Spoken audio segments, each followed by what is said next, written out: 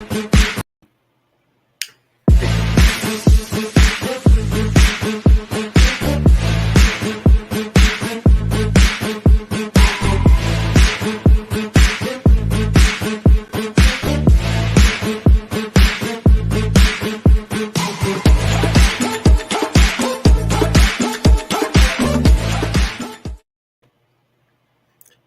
hey everybody. I know just jamming out to that new intro that we got there, provided by some slightly talented guy that may or may not know what he's doing when it comes to, making intros. But that's neither here nor there. But welcome to the Four Letter Nerd. I will be your host for today. And today we will be talking about our favorite DCEU, even though they hated being called that, you villains. And today with me, I have, as always, my wonderful, wonderful co-host, Mr. Saltman himself, Mr.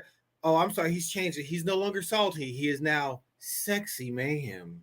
Ladies and gentlemen, Sexy Mayhem. Oh, yeah. Oh, now come on, you got to get ready. You got to be, sir, you've got to be ready. Yeah, look, there, yeah. Yeah, I gave you a chance to get ready. You lucky. I should have just brought you in when you wasn't ready. So when you said salt, I thought about actually getting some Lowry salt and just having it with me and just showing it. It was so many ideas coming to me at once. I had to choose something. But yes, I'm here.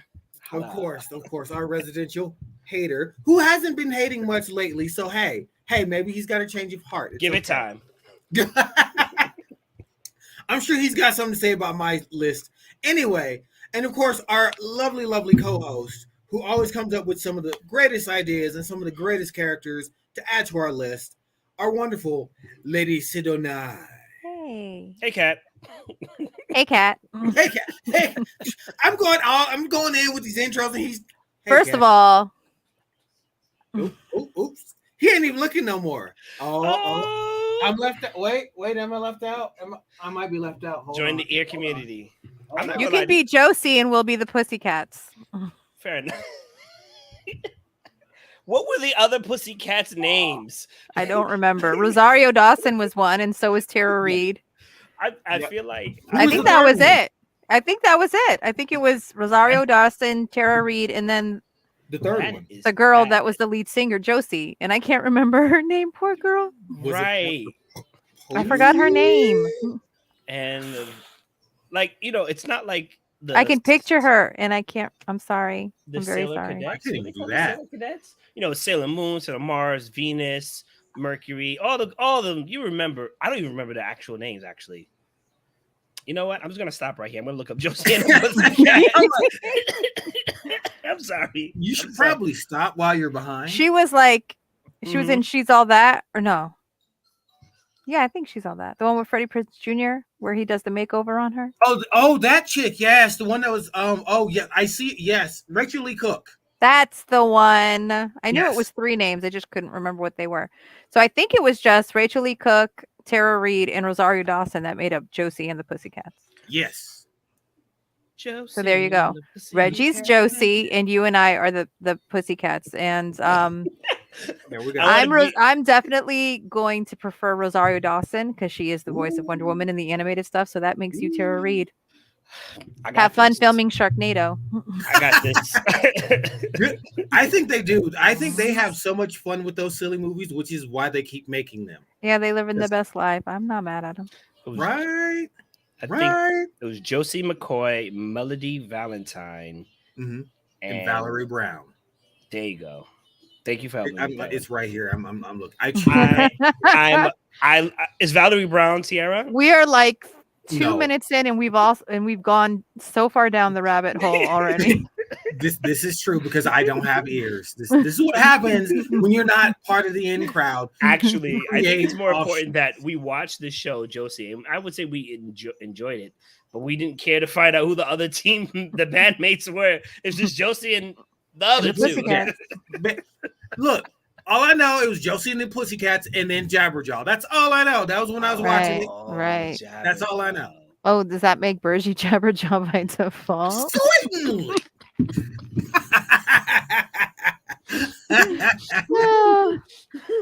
The Rodney Dangerfield facsimile. Yes.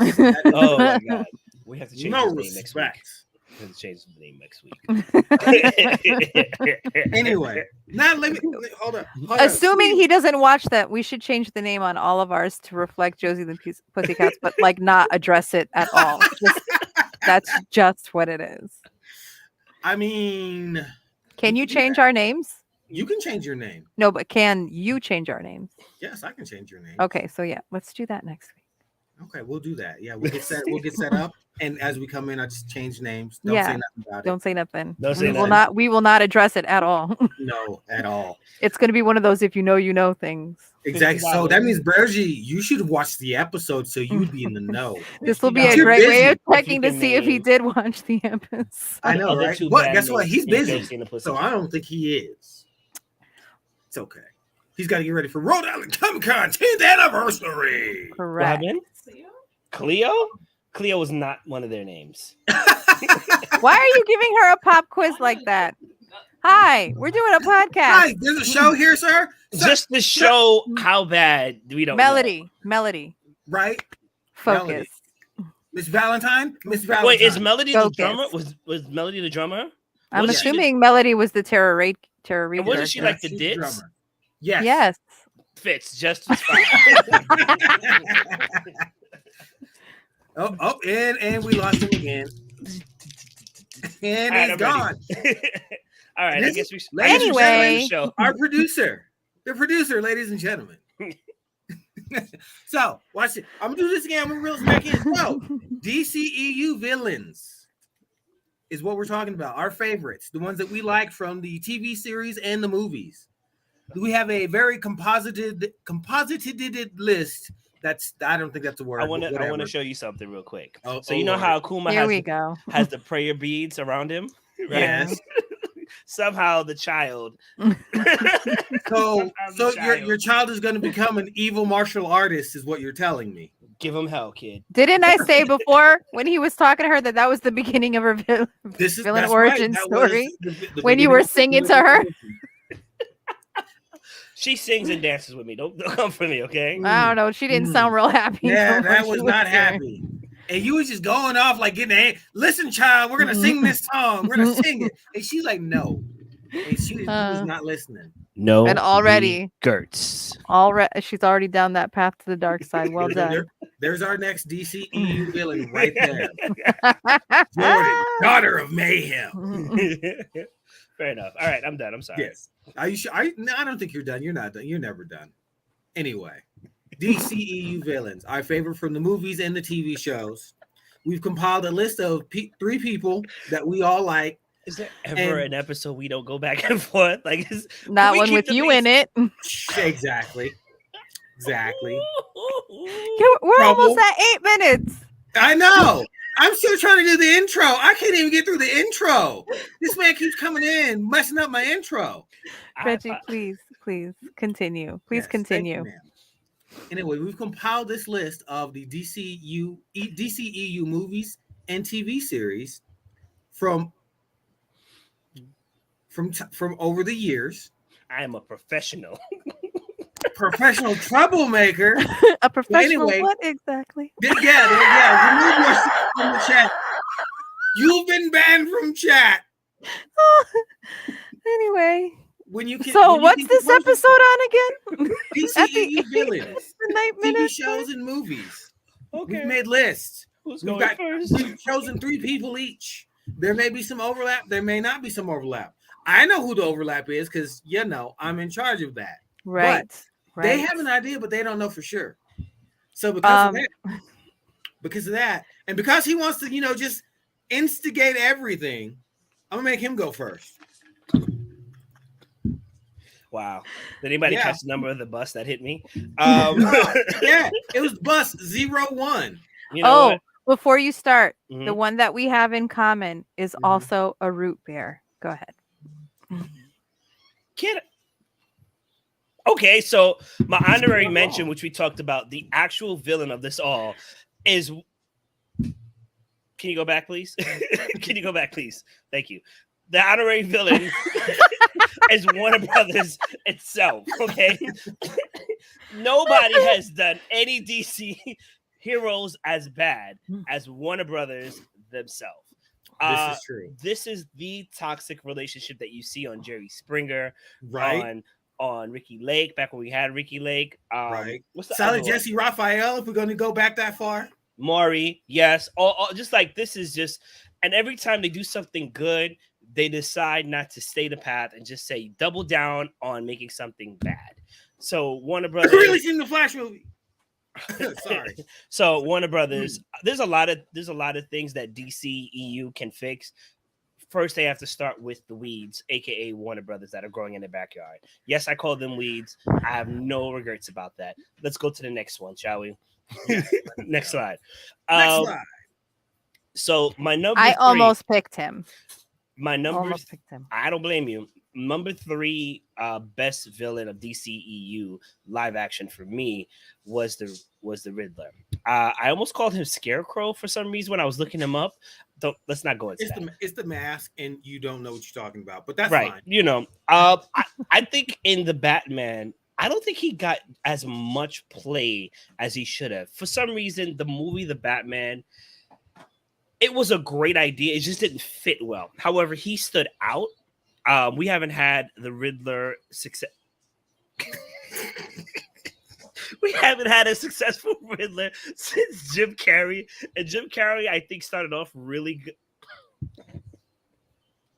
He started off really good, and then it just got really animated. Yes. But I just love the fact that he was just as dangerous and overlooked. I love what was brought to the screen for this character.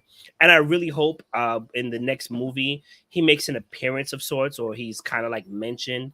And they kind of continue the same path with the villains, that they're not just like, oh, I'm super strong. Like, they actually have a method to their madness. They're very dangerous. I really enjoyed how this film, The Batman, they tried to make it as realistic as possible without taking themselves too seriously. And I think that sometimes that's the problem. They try to go so hard into realism that it does get a little bit overdone, as like Christian Bale's voice continues to get worse through his Batman. He also films. used it in Terminator. But where's John Connor? But this guy is somebody that exists in real life right now. Right. And that's what makes it so frightening, because it's not this over-the-top character that's campy or what have you, or some character that we're supposed to take seriously that's just so overdone in that it kind of leans too far right. This could be your next door neighbor, and you would never see him coming. And that is the scary, creepiest thing. And so I agree. If I hadn't chosen to go the direction that I ended up going in, he definitely would have made my list. So that was an excellent choice. Exactly. Sidebar, that green raincoat that he has, not this one on the next slide, I think I had that when I was a kid. You know what I'm saying? So that was really creepy. He brought that style back. No, one more to the right. Not this one. The one in the middle one. Yeah. That one. Yeah, that was parka. Those parkas. I think most kids had that blue and yellow parka. It's green. Most kids had that. It's green. If I'm not green and yellow, it's way back. Yeah. Oh, that's right. Yeah. Also, I had a punt on duct tape, but I forgot it. So we're gonna move forward on that. It's always a party with duct tape. Number 2, Amanda Waller. A&W. Let me tell you, this woman. Oh, I didn't catch it, but now I caught it and I see. And I love Rubia. That's correct. That's crazy. What can I say about Amanda Waller? Right? Nothing good. Driven, passionate. I think people forget when watching Suicide Squad that she's just as much as a villain as the other villains, because she kills people. More with so. no regard. No regard. She's like, oh, you don't want to do what I want you to do? Death. Not like, oh, I'll send you back to prison. Death. Oh, you don't want to work for me? They pour one out for Slipknot. Yeah, it's death. Death, or I kill somebody in your family. Death. You know, Viola Davis is just that woman. I cannot I'm sure there was somebody who will replace her, but I just can't see for the time being Amanda Waller being anybody else, because she does a really great job with the script she's given and with the emoting. Now, she could probably get a better script and blow whatever I'm about to say out of proportion. Just be like, wow, we really didn't see her until then. But for now, on the Suicide Squad, on Peacemaker, like, she's just amazing. You know what I'm saying? And once again, the great thing about her is that she's just a smart, intelligent woman. She has no powers. The only power that she has is the United States spending money, authoritative power, but she has no superpower, and yet she's able to get some of these hard hitters in line. Granted, a bomb in their brain, but but she's able to do it. I remember the first time I saw Amanda Waller was in, I think, Justice League. I can't remember if it was Justice League. It's Justice League Unlimited. Justice League. I think it was. And she show up in Batman, like in the end credit or something like that. Yeah. And then when she threatened him, I think in the shower, and she revealed who he was, I was like, she knows. Yeah. She's like, Bruce, you need to calm down. And of course, he's like, oh, my name. I know that I'm a playboy millionaire philanthropist. Exactly. Also, possible child kidnapper. We'll come back to that. They all agreed to go. I mean, Batman. They all agreed. Batman's just a horrible parent and also justice enforcer. Let's be real. But you know what? Supposedly Wayne influences and also owns Arkham Asylum, so he's bringing the money back to himself. You know what I'm saying? Right. Nobody talks about that. Doesn't kill him. Anyway, you're right though. Amanda Waller, I think, is the second best DCEU villain to come out of our tenure with DC right now. Once again, no powers, just an amazing character played by an amazing actress. You know what I'm saying? That really signifies how dangerous power and intelligence can be. Right. I see no problems with what you said about her. She's that woman. She that woman. And you don't want her to be looking at you, because if she's looking at you, well, things aren't going to go good for you or your family. I'm not going to lie to you. She probably has contingency plans, but I'd probably still shoot her nonetheless. I'm serious. I'm like, you know what? I either work for her as a slave in a sense, or I just kill her. I'm just going to kill her. And if I die, I die. Whatever happens. You know what I'm saying? But you notice she did no fucks when Deadshot was like, yeah, cool, here's a gun. And everybody's like freaking out. And he's like, huh, all right, cool. And she's like, pull the trigger. Pull the trigger. Make my life easy. Pull the trigger. Go ahead. To be fair, to do what she does, you kind of have to have a disregard for just everything. All life. Just everything.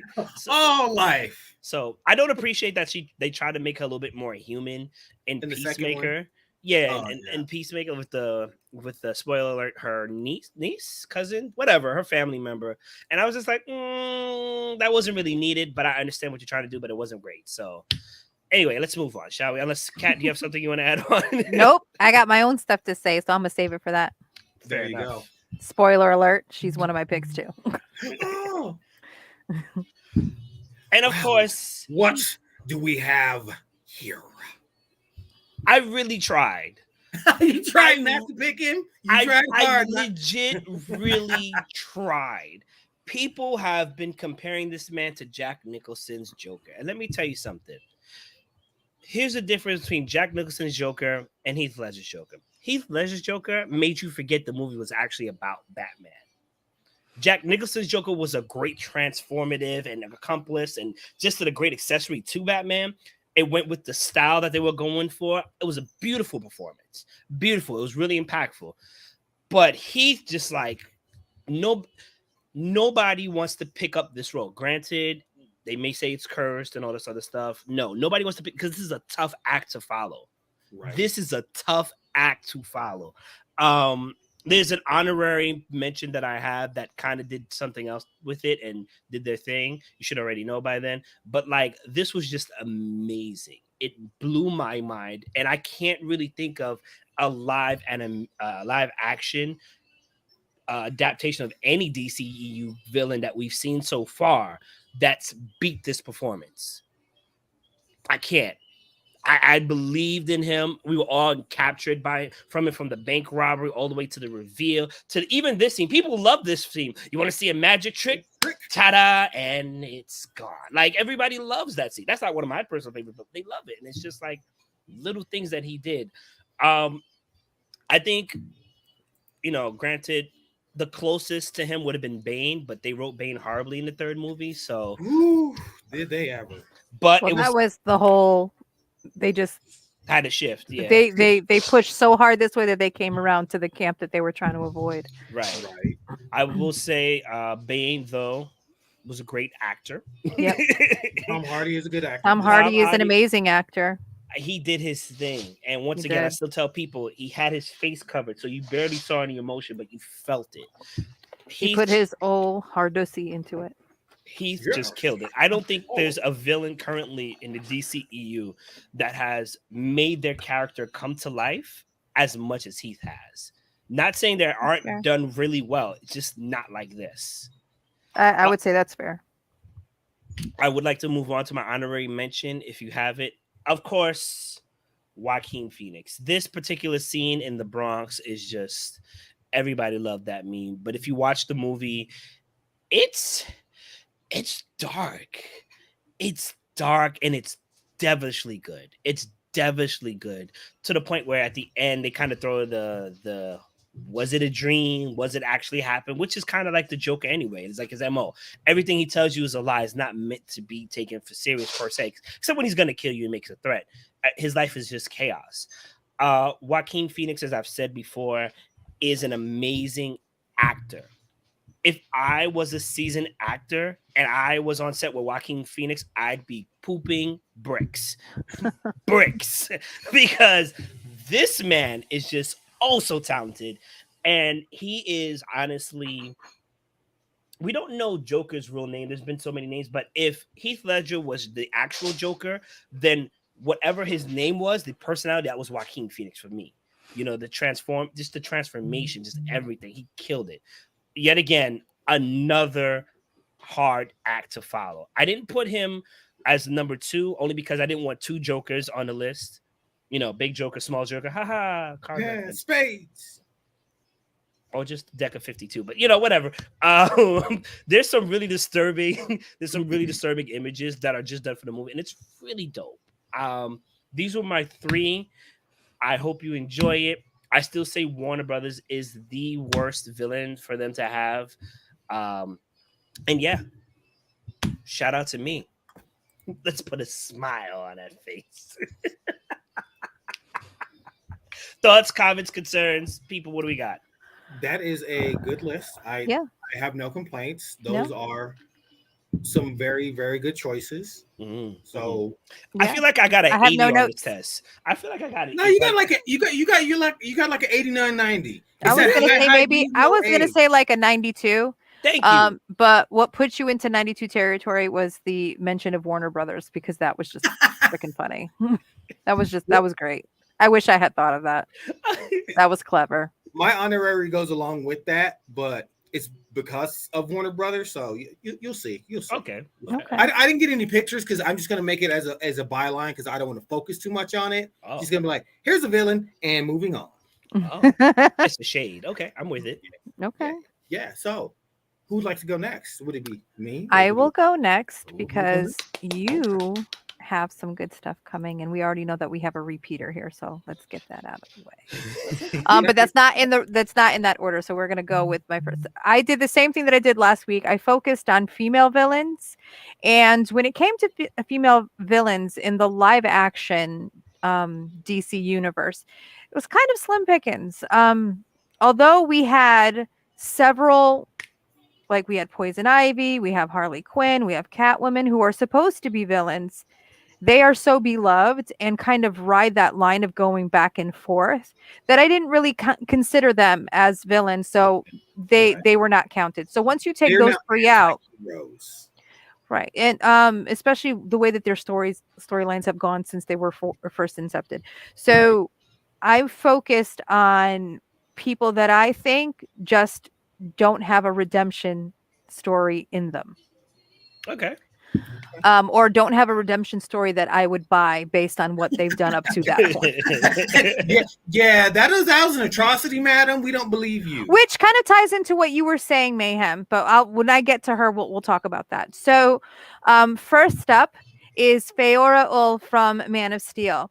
There is nothing more dangerous than a female general to her. Well, I guess she's not a general, lieutenant to her general. General Zod was her bread and water and air and everything. She would do anything for him, no conscience, no kind of conflict of in nothing. There is no way that you would be able to sway her from following that man's orders. Didn't matter where it was. She'd follow him into hell. She'd walk barefoot over broken Legos for 16 miles if that's what he told her to do. Whew. And because of that, there's no redeeming it.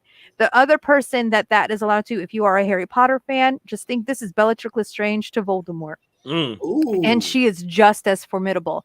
Her fight scenes in Man of Steel were amazing, brutal. She was relentless. She felt no pain. She was an unstoppable machine, and that to me makes her way more dangerous than someone that can be reasoned with. You cannot reason with her. She is completely devoted to General Zod and his agenda. So there is no redeeming her at all. And look at her. She's fucking badass. Look at that armor. And if you don't remember the fight scenes, please watch Man of Steel again. It is one of the best DC live action films that they've ever put out, and definitely worth rewatching. Definitely. So I'm gonna die on that hill. I see you shaking your head, Mayhem. No, die on that hill. I liked Man of Steel. I just hated the product placement at the end. It's like Sears, Applebee's, Macy's, Starbucks. But no, I mean, they got to get paid. It's fine. It's whatever. I'm not mad at product placement. I understand that needs to get paid. I think that could have been better handled. So I'm there with you there. Absolutely. Wayne's World. Man, but, who would do that and sell themselves out like that? But this was the film that kind of kicked off the DC universe, cinematic universe, and we all had, and just like the S stood for hope, we all had hope at that point that we were going to see some truly amazing things because the casting was so phenomenal, and the casting for Feora was amazing. She definitely, to me, is somebody worth reckoning with. An unstoppable force. There's no worse villain than an unstoppable force. I agree. You had me at walking 16 miles through hell on Legos because barefoot. Woo! And she would watch it again. It is almost like he is God and she's like one of his zealots. So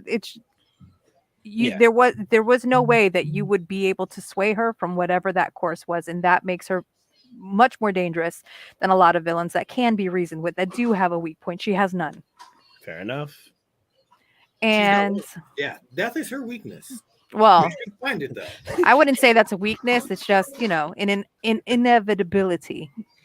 But I also think that she's one of those people that if she died fighting, to her that would be a good death. It would be a great fight. Her versus Wonder Woman. I would love to see her. Oh gosh, I already Which forgot. version of Wonder Woman? Justice League Wonder Woman or Wonder Woman Wonder Woman? I actually would love to see her Black Lantern Wonder Woman. Ooh. Did you just say Black Lantern? Yeah. Ooh. Yeah. Ooh, Black Lantern Wonder Woman was that was. Got to put them in their own planet first. I know, right? Yeah, this is your planet. if you put Feora on Krypton, she still can fight, but she doesn't have that superhuman strength. But that would make it an unfair fight against Wonder Woman because she will have her superhuman strength. So on Earth would probably be the best place, or make it Mercury. I don't care. Venus, whatever. We don't need any of those planets. But I do think that they should both be at their best. Got you. Fair enough. Right. But they are both formidable hand-to-hand combat. She's more of a weapons expert, I think, because her weapons are more advanced. But that would be a fight. That would be a fight I'd pay good money to see. It would all come down to, which is crazy, who has the more will to kill. Like, and don't forget, Diana is die hard. She'll die on her feet swinging. Yeah. Well, Wonder Woman, just in her regular state, has no compunction in ending it. Like. That's why her list of villains isn't as long as Batman's or Superman's, because when she takes care of a problem, she takes care of it. Cheetah just runs away. He's like, come here. I feel bad for her, so I don't kill her. All the rest, dude. How many times has she killed Maxwell Lord? How many times? But I would love to see that Feora Wonder Woman fight, but especially Black Lantern, because any compassion would be completely gone. Ooh. And that would be the only thing that would save Feora, is that Wonder Woman being like, this is enough. Like, this is it. Like, this is your chance to go. But anyway, moving on. Root beer, yay! I was going to make a root beer joke, which beat me to it. Amanda Waller. She's another one that I think is beyond redemption. I would not, if like she took one of those psychology tests, she would be psychotic. She would be a narcissistic, psychopath, the worst of the worst, because you have to be to do what she does. Right. Any semblance of humanity and compassion that she had burned out a long time ago. And I don't completely blame her for it, but her ambition, like she traded that in. Her ambition, her desire for power, she had to trade in for any compassion, any kind of redemption, any kind of happy life. That was the trade-off. And she made that choice. And that's why I think for her, that's what makes her dangerous too. Like you said, she has no problem ending you. Doesn't matter who you are. If you're her friend in 1 minute and all of a sudden she realizes you're too dangerous or you're too powerful or you might best her in something, you're done. You're done. It doesn't matter what side it's on because she needs to retain control and power. And she's not concerned at all about who she has to stomp on to get to it and to retain it. But I also think that part of her is so dead inside that when Deadshot was standing there with the gun to her face, she was like, at this point, it doesn't even matter. And you're going to do what exactly? Exactly. Like, okay, shoot me. You'll get shot. Whatever, we're both dead. Now what? We both die, and that's it. And then I'll probably see you in hell where I'll be ruling it in 3.7 years, or she's got a 5-year plan for that already. Right. In place. Right. All right. So when I die and meet Lucifer, this is how it's gonna go. If it's Lucifer Morningstar, he'd probably be like, bet, go for it. I'd rather be up here anyway. Yes, Miss Waller, please. Right? Or Mephisto. Yeah, for real. But that is why she made my top 3 villains. And why do I keep wanting to say MCU? DCCU. No, it doesn't roll off the tongue the same way. I didn't send this one because I thought it was too much of a troll, but I looked up, DCEU villains just to make sure, and it said, "Did you mean MCU villains?" And I was like, "Come on, Google, not now." Ooh. The DCEU, the DCCU, the DC whatever. These are the bad girls. DC movies. I think they did a really good job in bringing Amanda Waller to life. Yeah. They could have done better. Don't get me wrong. Script-wise, Viola Davis's acting has been great. Well, Viola Davis, and this too, like now we're finding the counterpart again in Marvel. Mariah from Luke Cage. Mm-hmm. Like they're the same person on the opposite ends of the law, Right. Very similar in that sense, except Mariah did hold on to some of her humanity. Right. She's got like a shred left where hers is just completely gone. But just look at, and that's a testament to Viola. Her eyes are completely dead in every scene. There is nothing. There is there's no giving of anything. You say that, and then this picture just like emulates that so well. Also, that blazer. Is that a blazer? That's a blazer. God, she killed it. You're right. Power suits. This is the definition of power suit. Yeah. Yeah, absolutely. And that's, I think, just like the thing that she loves the most, power. That's it. And she is the best iteration of Amanda Waller that we have seen. And I do not think anyone can top her. You think Amanda Waller wears shoulder pads by any chance? Yes. Probably. I think Look, you can see it right there. There's the little crease from it. Yeah, they're power shoulder pads. That's what I'm thinking.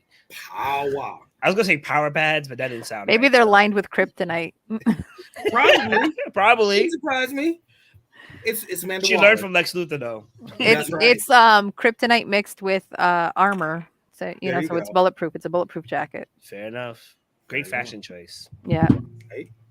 Yeah, absolutely. Uh-oh. And finally, this one in the film wasn't very imposing. Marion Cotillard is a great actress. I don't think that she was the right person for this role, but she gave me the opportunities to say the name Talia.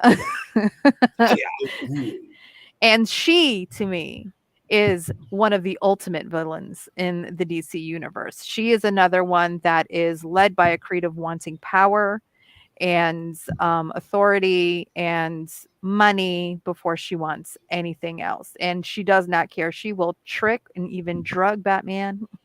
She didn't have to drug him. She had to.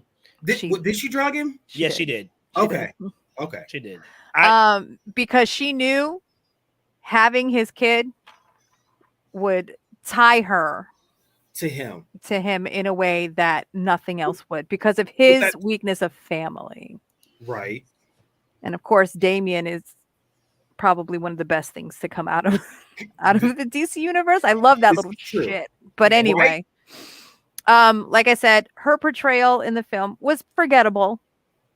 However, the character itself in all other iterations is exactly what a female villain is at her worst. She does not care. She will kill her own kid if it gets in her way. Not at all phased. Yeah. So I just want to There add a on to question? that. Go ahead. I just want to add on to that. Unfortunately, I was really here trying to see and trying to look up quickly if there was like a really good Talia al Ghul arc, like story, because that's what's needed. Honestly, if we were to go that route, Talia al Ghul and maybe Lady Shiva, maybe they fight, maybe they don't. A great story arc between those two, and have Batman and Damien and Cassandra. That as well. You know, you could build on that, but start with those two and have Batman go crazy, like not crazy for being in love, but like crazy trying to figure out and being torn, and just like show how powerless he is, because Lady Shiva technically is stronger than him. Yeah. And Talia is, I would argue, a lot more now the casting strategic than him. Oh yeah, absolutely, absolutely, because she's cold. She's very detached. But this casting is in line with how they did Ra's al Ghul with Liam Neeson. Okay. So they had already kind of strayed too far away from what the Al Ghuls should look like, and that's why we got her, I think, because they were trying to stay with the same. But you know what? It was too white. It was too Caucasian. Yeah, I mean, like you said, she's a great actress. She is. It just the script wasn't all that. I think they just really like Tom Hardy in Bane. You had really great actors and you had really great characters, and you have all of these fantastic stories that you could have based it on, and this is what you chose to do with it. Yeah. And that's why, like I said, I picked her not because of the film, but because the character definitely to me is one of the very top DC villains of all time because of that, because she is so ruthless in a way that her father even couldn't be. Yes. Right. Yes. Right. Okay. I mean, she kind of sort of did put her dad down a few times. So she did. You know, I mean, she did. You know, I mean, that's a product of his upbringing. Right. She's definitely a product of that. Right. But I think she far surpassed anything he thought that she would be capable of. And I would love to see them do her justice. I love that idea with Lady Shiva. I would love the Cassandra Cain being in it, and Damien being in it, and Batman and it being its own, whether it's animated or live action. That is definitely something that would be fully on board for. But I would absolutely love a live action. And I think that's why we got Nyssa in Arrow instead of Talia, because what they ended up doing with Nyssa, they would not have been able to do with Talia. I think if we get a Birds of Prey movie, we should have either Talia or a good one. There has not been a Birds of Prey movie. What are you talking about? I mean, the TV movie. There has been an Emancipation of Harley Quinn movie. You're not a Birds of Prey. My apology. But I could have swore that I heard at the very end of the Emancipation of Harley Quinn, which wasn't the original title of the movie. Right. Right. At the end of that. Right. And that was another thing. I wasn't super pleased with the casting of Huntress. Like a Mary Elizabeth Winstead, I didn't think was a good fit for Huntress. But the other two that they had, what is it? Jolie Smollett? Birds of Prey, the fabulous Emancipation of Harley and Quinn. Her work in Lovecraft, they really had an actress with the highest of caliber. And can we discuss this movie really quickly? Just which one? Really quickly. Birds of Prey and Emancipation of Harley Quinn. Fabulous Emancipation, whatever it's called. What I liked about it is whether it was Margot Robbie or her stunt double, when she was in certain fight scenes, let's say the fight scene was 10 minutes. The first 5 minutes was amazing. It was believable. And the last 5 minutes was like, is she doing capoeira, but like parkour style? Like, is she doing her own kind of like thing? She did a lot of her own stuff because she's a trained dancer. Which I respect. But I feel like some of the stuff could have been cut. You understand? And also maybe tailored better. That movie, I don't know what they were going for. Journey Smollett. That's what her name is. Okay, I don't know what they were going for, but the hyena was the best moment, the best character.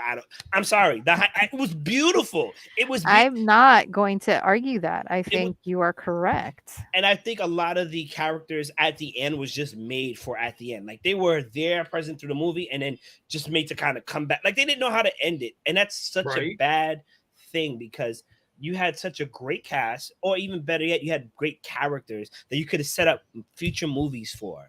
Right. Not necessarily Solo, because we all get tired of Solo movies, but just Solo, just like great things, characters you could build on. This would have been a great way to do a limited series on Netflix or HBO Max or something for Birds of Prey. That as a serial, I think a series, even if it was a limited series, would have done really well. It was, like I said, I'm not crazy about Mary Elizabeth Winstead as Huntress, but that aside, Journey Smollett as Black Canary, Margot Robbie as Harley Quinn, bring in because you have Cassandra Cain, but you could also bring in Barbara Gordon as Oracle. Like that could have been the kickoff to something really great. Yeah, Renee Montoya continuing on in her role, which was a great role. And you could have had this really powerful all-woman group doing the good work. And I think that it would have been successful. But once again, Warner Brothers, being the biggest villain of them all, got in its own way. Yep. That's what they love to do. You could even cross in Batgirl at some point. Yeah, like, that'd have been amazing. You could have had Barbara Gordon as Oracle, because you already had Cassandra Cain in there. So you could have done something great with that. But I think they they push so hard for the films, and they don't realize that you can't tell that kind of story in a 2 and we can't do the Zack Snyder every movie is 5 hours long. Like to tell us for that, break it up, take your time and tell the story right, or put it into a series, but don't squash it all into one mishmash of a film and then be Pikachu face surprised when it doesn't work out for you, because it has yet to work out for you to this point. Pika. I think what one thing they had going for them, but they didn't really harp on in the movie, it was being a woman in the criminal world is just as bad as being a woman in the superhero world and regular world, but they didn't expand upon that. That'd have been such a great notion. Like everybody loved when I don't want to say the feminism movement per se was prevalent in Wonder Woman, when she was like, why are all these leaders dumb and they're men? And it was like, it wasn't even the focus that she was a woman. It was like it never occurred to her, because of how she was brought up, that she wasn't supposed to be in these spaces and contributing her opinion. Like it never even occurred to her. So it wasn't like, oh, I'm a woman and I'm going to show them. It was just like, we're all equal. Why shouldn't I be here? Why shouldn't I be saying things? And then turning to them and saying, you guys are terrible leaders. And not because I'm a woman and I'm doing it better, but just no, for real, you guys are fucking terrible leaders. Message. And that's the best way to portray something like that. It shouldn't be like, oh, like that moment in Endgame that I said that was, it wasn't for me, so I'm not mad at it. It was for the kids. But that whole girl power scene in Endgame made me roll my eyes so hard. There are so many different ways that they could have done it. It was the A-Force. And it was an homage. It was an homage. They could have done that so much better. What was they could have done that so much better. The boys. Can't tell me that they couldn't have done that so much better. Oh, the jump scene? Yeah, when they got the girls, girl power. I think it was girl power. That jump, it's like, yeah. I got you. They could have done it better. They just have them come in, and it didn't say, "Don't worry, we got this," and made it this. No, that line did not even have to be in there. Did not even have to be in there. They could have just come together and done it because they were all there and they came together and did it. But to make it, I'm going to use the word campy again because I can't think of the word that I'm looking for, but it was performative. And that's what makes me upset about it. Because they didn't do it because they should do it. They did it to show off and say like, hey, look what we did. Where they're so much more subtle in a lot of the other nods that they do, that this one just felt like too like neon signy. And it was over so fast, and they weren't even successful in what they set out to do. So you did this for what? You did this for who? Shout out to the Dora Milaje. Like that scene when Pepper came up to Tony and they're back to back and they're swirling around and they're shooting, right? Was there any kind of line or anything to that? No, he was fighting. All of a sudden, she appeared, and they did that scene, which is directly from a comic book, right? Right. They didn't have to make it a spectacle, and I feel like that's what they did with this girl power scene. But I also know that a lot of kids, especially, and a lot of women, thought that it was amazing, and I'm gonna let them have that. But that's just my personal, like, they could have done it without it being so, like I said, a spectacle. To be fair, so performative. Oh wow, I have to be careful how I say this. I don't think it was directed by a woman at that time. No, it wasn't. So I think that you know what I'm saying. Where you should have had a director who is a woman come on and give her input and maybe help shape it out. They were like, "We got this," you know. Well, and we have two different directors, a male and female director in the DC universe that do two very iconic scenes with the Amazons. We have the one storming the beach in the Wonder Woman film, and then we also have from Zack Snyder's Justice League the scene where Darkseid comes to get it wasn't Dark, it was Steppenwolf comes to get the cube. Mm-hmm. And you see the Amazons fighting. At no point did it feel like they were like, oh, this is a girl power moment. And it was like, no, this was just them kicking ass, and they just happened to all be women. And I think that would have gone over better for me than it ended up doing.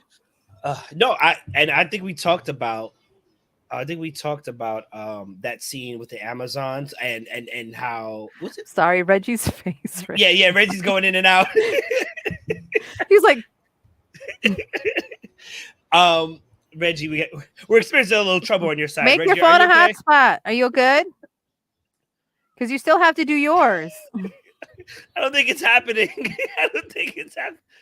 Oh man. All right, so we're gonna. Do you have any honorary mentions? No, I'm talking, and no. We just heard him, ladies and gentlemen. We just heard Reggie, who's in the midst of an internet storm. Reggie, are you still there? Okay, ladies and gentlemen, I'm in the center of this storm here at Xfinity Arena, and it's just getting crazy. It's wild out here. The internet is so ads. More ads. No. Oh. Good. Reggie, it's gonna have to be your turn because I think we're losing. Okay. Okay, go fast. Okay. No, internet is better. Okay, fast. Hey, it's funny that you mentioned fast. Hey, look at my number one right there. Reverse Flash. Because, bruh, this character on that show, his whole motivation was, I'm going to be petty. You got this power before I did. You ain't using it right. Let me show you how to use this. I'm going to go back in time before you even know time travel's a thing. I'm going to fuck your life up. Guess what? You're going to come to your present. And that's going to be my past. Guess what? I'm going to fuck your life up. You know what? I want you to get stronger. So that way when I steal your power, I can get stronger. So let me teach you by putting all your friends in harm's way. So not only am I going to steal your power, I'm going to steal your girl. Right. Literally. Oh, is that your girl? You like her? Yoink. The memes from this guy were amazing. All right, go little girl. I think his real name was Professor Petty. Zoom? No, it was not Petty. It was Professor Zoom. That's his nickname. On this show, his name is Professor Petty. Zoom in Portuguese means petty. Oh, my bad. It does not. It does not. Yes. Dude, this man's whole goal in life was to be better than Flash by making Flash look like a fool. And yet that's the costume he chose. Yeah, that is the costume he chose. Because it's the reverse of Flash's colors. That's why he's reverse Flash. That looks like it's leather. That doesn't look comfortable at all. It wasn't. I'm sure there was chafing, but anyway. Yes, but yeah, his whole motif was literally, I'm a better Flash than you. I don't know why I didn't get the recognition in my time. So I'm going to go back in time, fuck with you, make you get better. So that way when I come along, they can see that I truly am the better guy for the job. Oh, look, I guess I'm an evil villain now. Let me just go kill everybody. Petty. Right. Petty. Dude, he was just like, you think you good? Nah, you trash. You trash. When Professor that's Zoom, how they spent most of the show. Does your speed go to 11? Oh, Flash, you're at 9. I go to 11. Good job. But yeah, this is how they spent most of the show right here. It's like, what are you going to do, sir? What? Kiss. They look like they're Well, it's Like that- it's a very passionate and angry kiss. Like that It's Mike that Tyson makeup with the kiss. 2 birds. Now kiss. Kiss.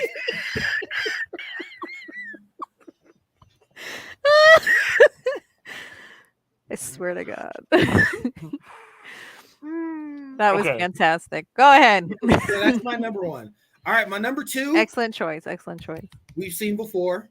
And so I did lie a little bit and said we only had one overflow character, but it's okay. We got two. Because Oh, this man nice. in this movie, this is how the So Riddler is good. supposed to be. Amen. Like, dude, don't get me wrong. Jim Carrey, that was the flash and bravado of it. Yes. But if you're doing a down to earth Riddler, this is the guy right here. I actually like the Riddler from Gotham too. I thought the casting for the villains in Gotham was pretty damn good. Didn't I they didn't watch remake a it lot 'cause of the stuff, a lot of it went- characters? It went the Smallville route and was like, Particularly this is Jarko. about Bruce Wayne as a kid. Here's all the villains. I don't like that. type of Rise show. of the villain. Yeah. Here's Superboy. Here's all his villains that he didn't meet till he got to Metropolis. Yeah. Yeah. I would recommend just watching maybe a couple episodes of later seasons just so that you can see them because the casting for Penguin and Riddler, even Barbara, even though they went a different route with that and Catwoman, I thought they were real good. And Ivy. Another duct They tape were real scene. good. Duct tape.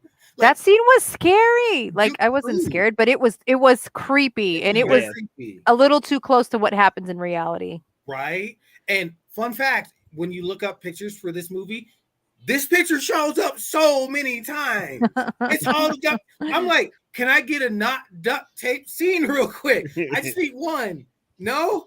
Okay, so I'm gonna go with these random ones then. All right, that works. But yes, dude, I watched this movie in theaters and Mhm. he resonated. I'm like, this could be, like you said, this could be any person just chilling in real life. You don't know because they got that facade on. Yeah. And they're just Could gonna be sitting chilling, right next to you at the theater and you would right? never You know. would never know. And next thing you know, it's like, hey, that's my neighbor. He was the quiet type. I didn't think he'd be like that. Well, yeah, that's why he's the quiet type. So you would know he was like that because he's planning, he's scheming, he got them thoughts. You don't know them thoughts. You don't need to know them thoughts if you knew them. Yes. Is it me or does he look like he belongs to one of the wizarding houses and it looks like he just played a game of Quidditch right here? He looks like a seeker. Or a bludger or whatever. I'm He telling looks you. like he belongs in Slytherin. Yes. Yes. Okay. I got you. Yes, he does look like he does belong to House Slytherin. I cannot deny that. Yeah, Yes. Cedric And a lot Diggory. of times when they make somebody a villain, they do a caricature of people that do get picked on in real life because they're a little too close personality wise to things like introverts, people that are neurodivergent. And I thought that they did a really good job of not skewing into that like stereotype. They made him a very distinctive person without making it about a mental illness that he had or that kind of thing where you feel like if you are somebody that has bipolar or anything like that you're being personally attacked by this or being made a mockery of in this. So it was something that I was thinking about when I went to watch. I'm like, oh great, they're going to make another. But then as I continue to watch, I'm like, they really did it. They really were very respectful in trying to make this character something very unique, and it was very well done. If I had not gone the all-female route, we would have had this overlap too. All three of us would have picked this guy. So well done. He's just that well done in the Batman. He It was really just was. that well done. No, we don't, Mia. What the heck? Do you think we're missing something? Damn. I'm sorry. I'm just kidding.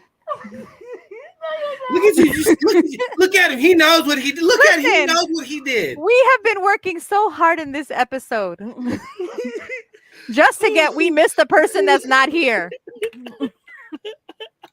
You knew what you were doing when you put that up there. You knew what you were doing, sir. You knew. I want to say we all suffer from a form of ADD when it comes to talking to topics.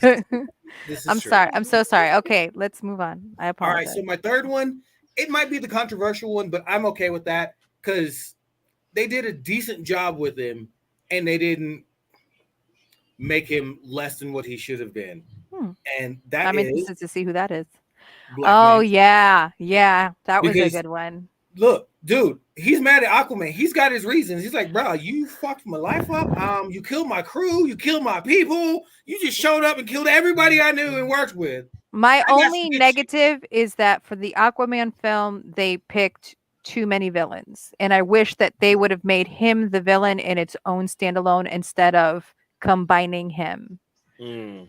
with Right. the Ocean Master. Like I really wish that he had gotten his time to, because he was kind of made a side character, and to me, he was giving off major main character vibes. Right. That's why I I picked him. wish they would write a better story because Yeah. I felt like it was way too long, dragged out. The best scene of that movie for me was when they went diving into the ocean dark and they had Right. like the little piranha thingies, whatever the zombie. Yeah. No, I agree. They had too many side stories going on. And Yeah. had they eliminated one of the villains, right? Him, and made him for the sequel, kept him for a sequel, or switched it around and made this the first villain and then Ocean Master the second one, then it would have made more sense to me.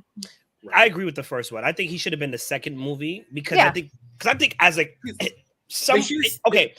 I think they wrote him really good in the beginning. Yeah, like they his did. intro, Yeah. he had his own theme music. And then he just fizzled out, and I was just like, And I what even happened? enjoyed the scenes of him putting together his armor and the experimentation that happened there and the explanation as to why he ended up with the helmet the size that it was, because it was something that I was wondering how they were going to address, how oversized this helmet was.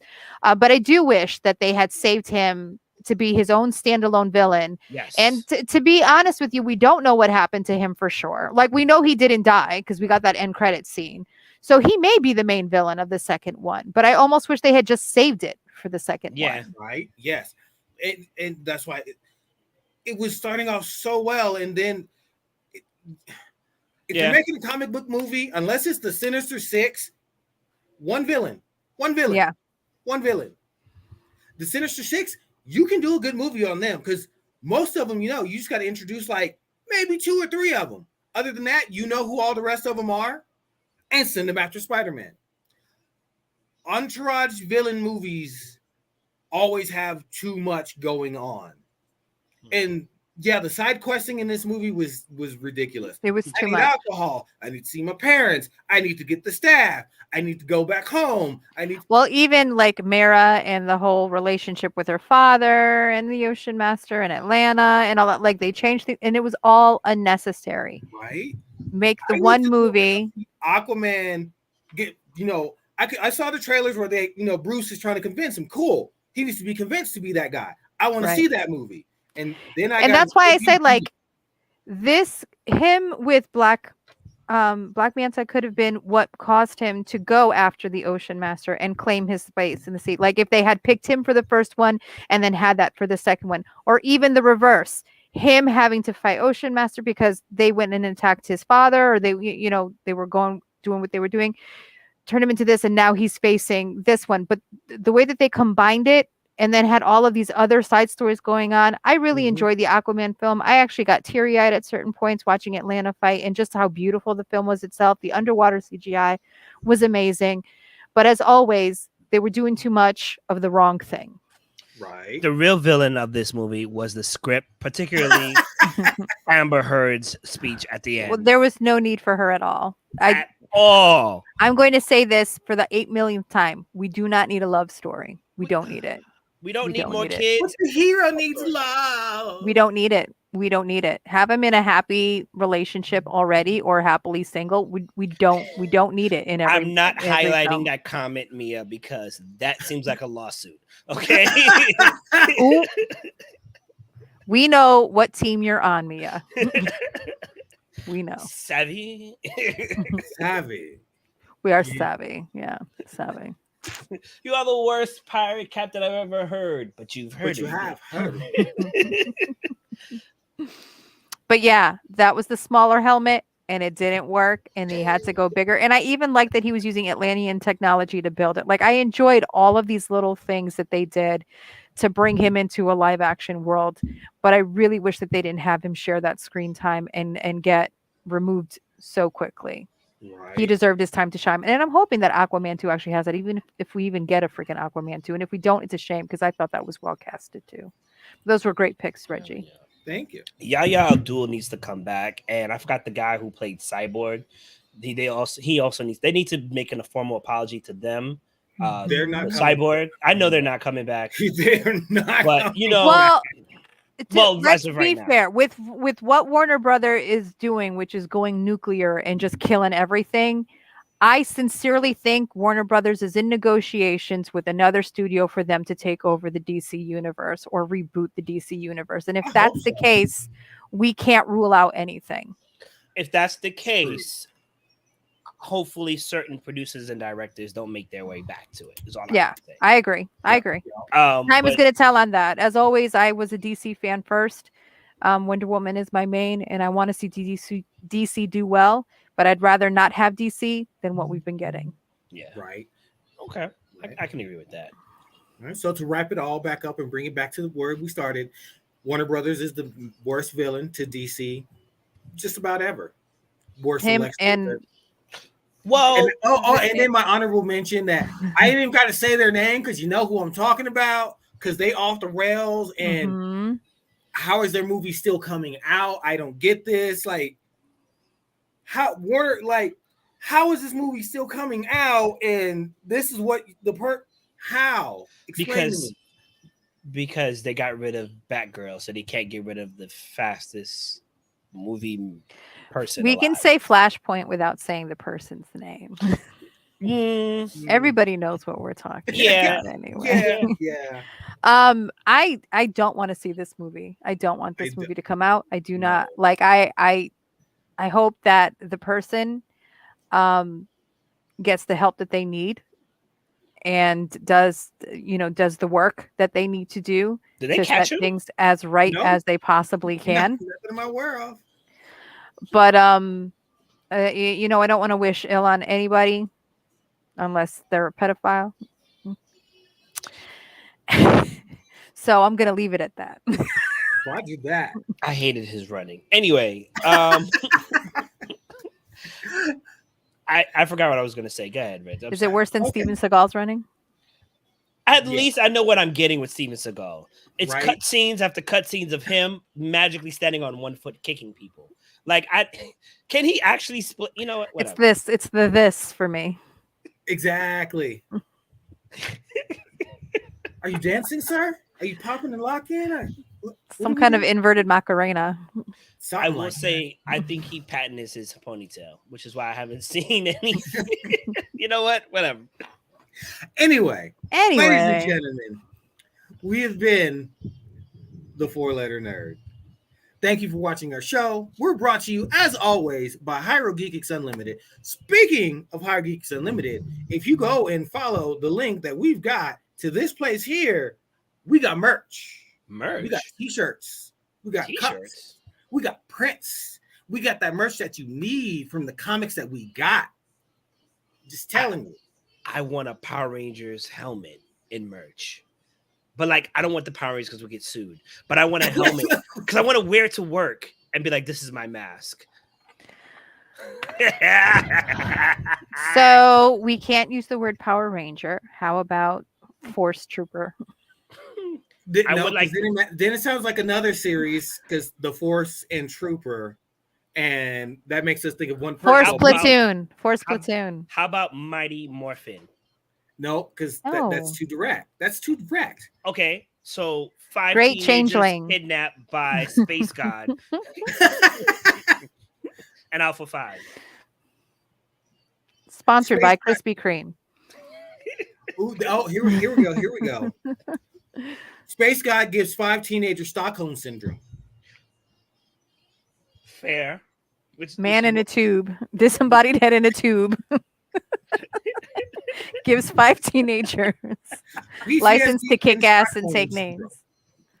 I want to see Alpha 5 fight Johnny 5. I said it. Johnny 5 is in the robot?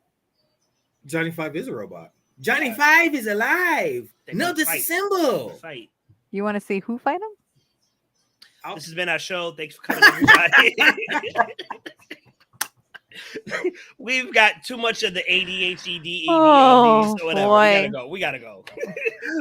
Thank you for watching, everyone. We'll see you next week. Please enjoy the show. Once again, it was Lady Sid and I. It was Sexy Mayhem and me, Ross Sun God.